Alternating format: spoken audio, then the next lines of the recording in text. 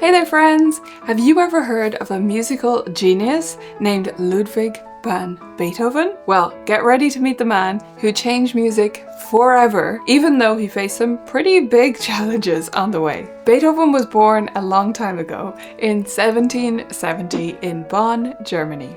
His dad, Johann, was a musician who dreamed that his son would become the next Mozart. A super famous composer and performer at the time. And guess what? He made Beethoven practice music for hours, even waking him up in the middle of the night to practice.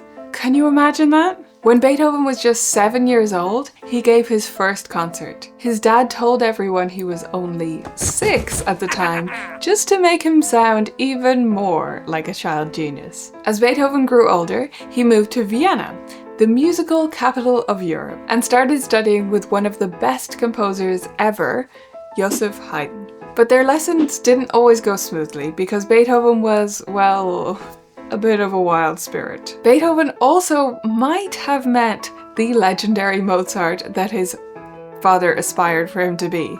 Imagine that.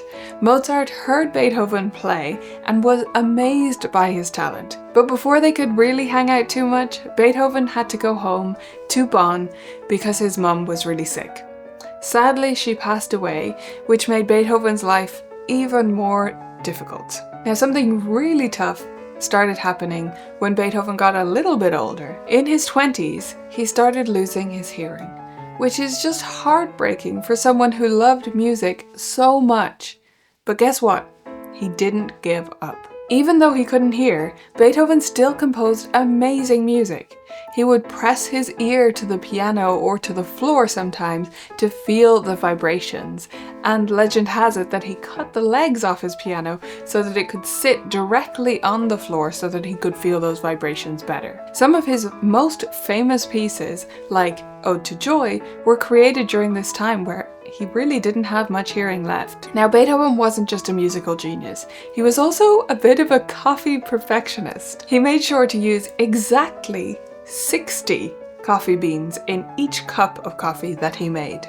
He counted them out with care. Maybe that coffee is what helped him create such incredible music? Beethoven didn't just create beautiful pieces though. He changed the way we think about music. His 9 symphonies, especially the famous Symphony No. 5, and Ode to Joy, are still some of the most famous pieces ever. And guess what? The Ode to Joy from Beethoven's Symphony No. 9 is so famous that it became the anthem of the European Union.